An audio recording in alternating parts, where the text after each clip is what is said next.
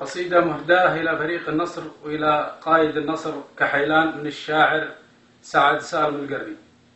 يا لا لا لا لا لا لا لا يا لا لا لا لا لا لا لا يا لا لا لا لا لا لا لا المتصدر ولا تكلمني.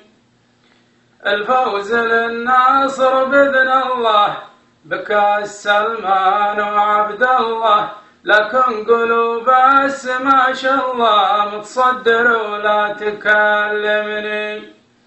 واحنا بنحضر ونتواجد ومشجعين النصر واجد، ومحلي النصر يا ماجد متصدر ولا تكلمني.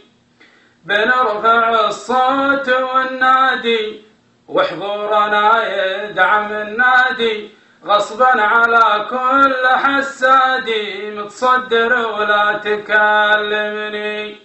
العالم يغلى من عياني يفداه مليار مجاني، مبروك لك يا كحيلاني متصدر ولا تكلمني.